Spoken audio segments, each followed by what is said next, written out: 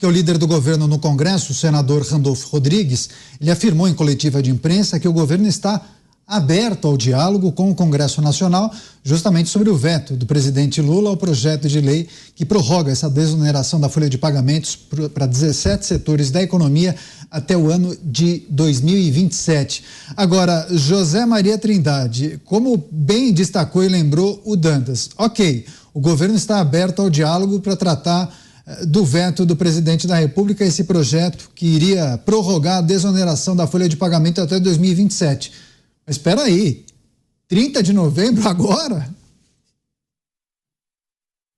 Pois é, não há mais tempo de nada. É uma forma de política de falar. São duas saídas. Uma é essa: o governo está aberto ao diálogo. Todos me dizem, eu conversei com o senador Vanderlan Cardoso, e é esse nome mesmo, não é Vanderlei, é Vanderlan Cardoso, grande senador de Goiás, e ele dizendo o seguinte, que sempre a negociação é bem-vinda. A palavra negociação é bonita, só que não dá tempo. Aliás, está atrasado.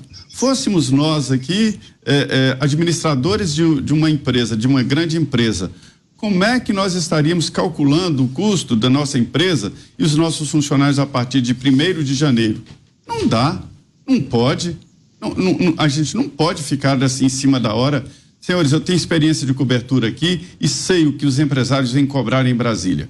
Em primeiro lugar, não é dinheiro, não é nada, é segurança jurídica. O empresário adora segurança jurídica. Em segundo, é claro, vem impostos, né? Quer impostos e crédito, tá? Mas em primeiro lugar é segurança jurídica. Não dá para pensar um país onde estamos aí há um mês e não sabemos como é que vamos. E a diferença é muito grande. A diferença é de 20% na folha. Agora, até, né, dependendo do setor. Sim, lógico. Agora, Dantas, existe a possibilidade do Congresso Nacional aguardar o retorno de Fernando Haddad apresentar a tal alternativa, proposta, para depois eles negociarem, pensarem na derrubada do veto ou não, a partir dessa apresentação, ou isso está fora de cogitação? Não me parece que o Haddad vai apresentar nada. Ele quando jogou essa história numa coletiva que ele deu no dia seguinte ao veto, foi uma coletiva convocada às pressas. Veja, quinta-feira à noite ele vetou, o Lula vetou, e na sexta-feira o Haddad foi dar uma coletiva às pressas. E ele tirou da cartola essa história de que não, nós estamos pensando numa alternativa. Você, quando tem uma alternativa, você apresenta essa alternativa, ou pelo menos você coloca as diretrizes, a fundamentação, a base daquela alternativa e diz, olha, a nossa ideia é essa, a gente pode ainda otimizá-la, melhorá-la, discuti-la junto com o apoio do Congresso, mas nós temos uma alternativa e ela está aqui. Não foi nada disso que aconteceu. O Haddad disse, nós vamos pensar numa alternativa, talvez em março a gente apresente. Então, gente, desculpa, não vai vir nada, não tem nada, até porque é o seguinte, você teve um ano de discussão da matéria. Quem é que acha que o governo vai ter uma alternativa viável na gaveta? Olha assim, olha, temos vários projetos aqui para melhorar o país.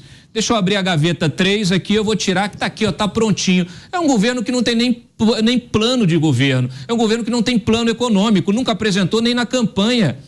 O único plano do governo é desfazer o que foi feito pelo governo passado, por questões absolutamente ideológicas, é guerra política, e abrir um rombo enorme nas contas públicas. Por quê?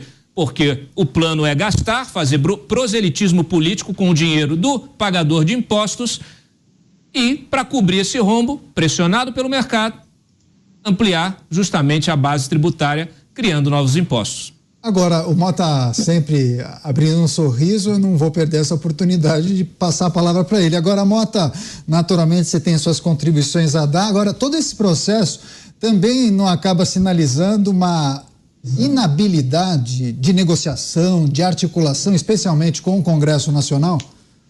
Olha, faz muito tempo que eu não concordo tanto com o Dantas quanto eu concordei nessa fala dele. Enquanto ele estava falando, eu estava pensando de novo naquilo que eu disse outro dia aqui, que eu sempre trabalho com duas hipóteses. A primeira é que realmente ninguém tem ideia nenhuma do que estão fazendo. Eles acordam de manhã, hoje nós vamos fazer o quê? Não, chama aí uma coletiva de imprensa, que eu tive uma ideia sensacional enquanto eu estava lá na academia. vamos reonerar a folha de pagamento, vamos regulamentar trabalho por aplicativo. Peraí que eu vou ter outra ideia. Então essa é a hipótese número 1. A hipótese número 2 é que isso realmente faz parte de um plano. E aí tem que ser um plano muito malévolo, muito sinistro. É um plano com a finalidade de destruir a economia brasileira, destruir o Brasil enquanto nação, incentivar as pessoas a irem embora do Brasil, né? Todo mundo que tiver o mínimo de competência, de vontade de vencer na vida, vai embora do Brasil. E aí eu fico sem saber qual das duas hipóteses é a pior. Você, Beraldo. E é aumento de imposto, sim, né? Não. Mota, o plano que existe é o plano político, não é plano de país. Esse é o grande problema.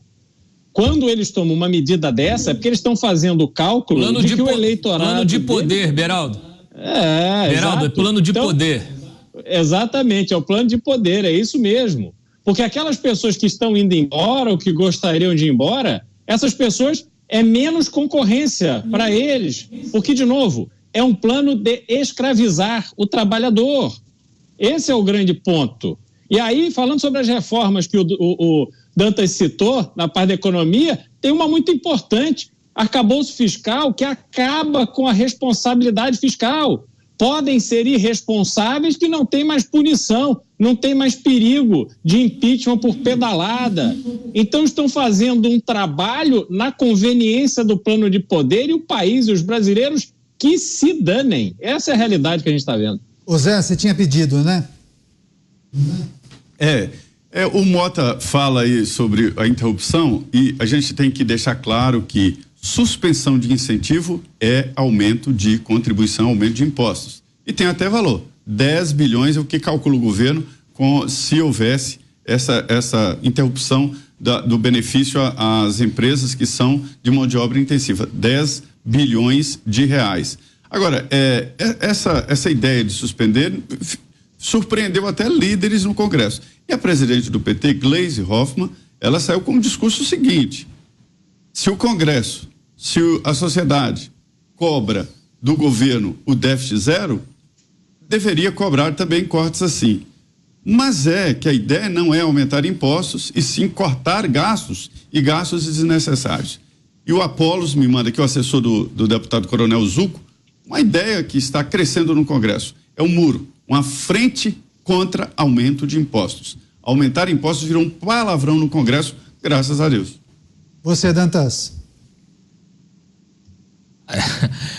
Pegando ali a segunda alternativa do Mota, basta a gente olhar para o lado, né? O que acontece na Argentina, o que aconteceu aí, o que acontece ainda na Venezuela e em todos esses regimes autoritários de esquerda. Você traz insegurança jurídica, você expulsa a elite econômica, o empreendedor, a classe média, ficam só os miseráveis e você passa então a dominá-los. É isso que está acontecendo.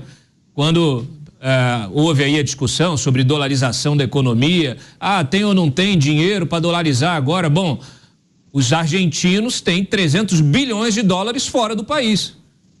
Tiraram do país esse dinheiro, eles podem retornar com esse dinheiro e der um choque de prosperidade, de investimento, de geração de emprego e mudar a realidade da Argentina.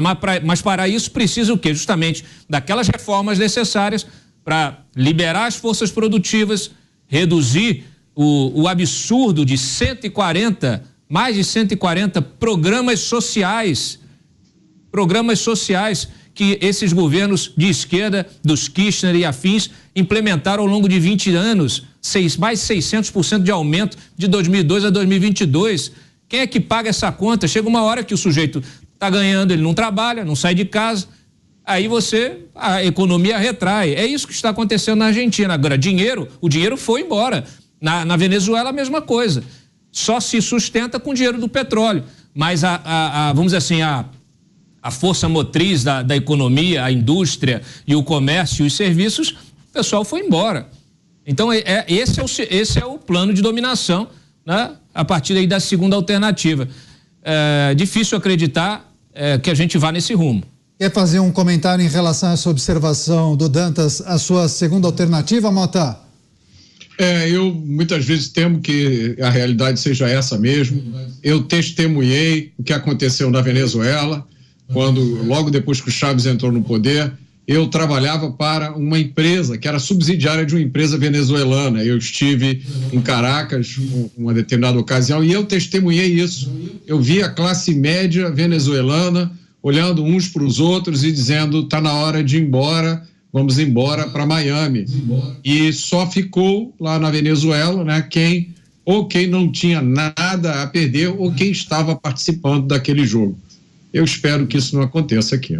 Pois é, agora, Beraldo, muitas repercussões, inclusive, e uma mensagem aqui me chamou a atenção da Mari Lúcia. Ela disse o seguinte: estranho o governo querer arrecadar mais com a reoneração da folha de pagamento, mesmo havendo a possibilidade disso impactar na economia e acabar gerando milhões de demissões nesses setores que empregam tanto.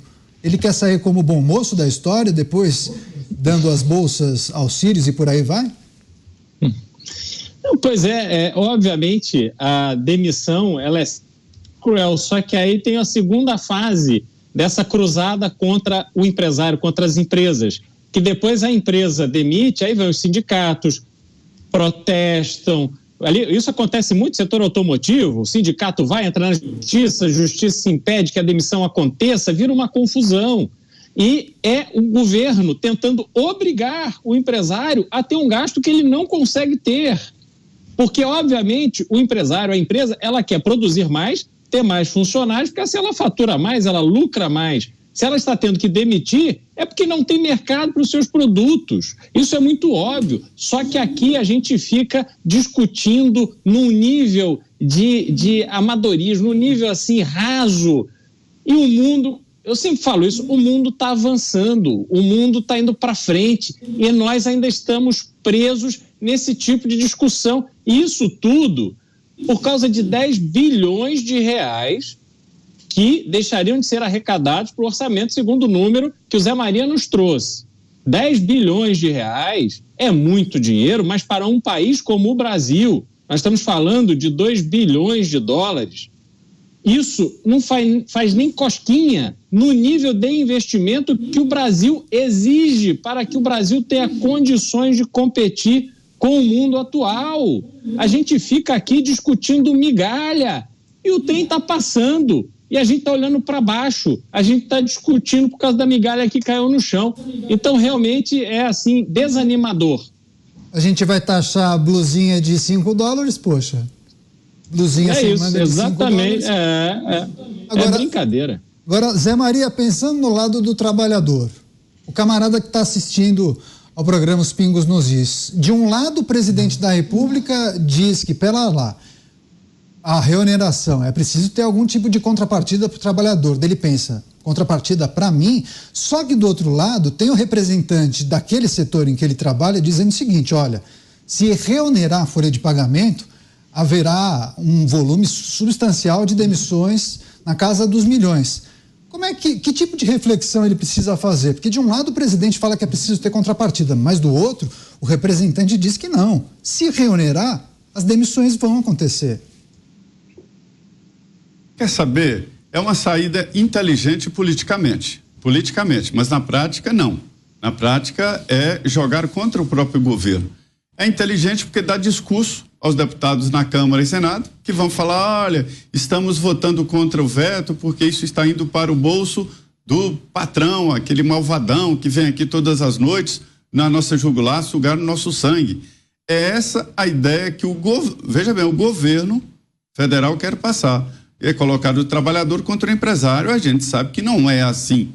O empresário não é bonzinho e nem é mau. Ele é pragmático, ele tem que manter a empresa. A gente vê casos, e eu já ouvi casos de empresários que diz: o principal é a empresa. Se eu tiver que sair para a empresa seguir, farei isso. Ou seja, o importante é o produto final e vender. O melhor para o trabalhador é que a empresa dele progrida, que a empresa dele venda mais, produza mais, porque aí há um aumento salarial e mais contratação.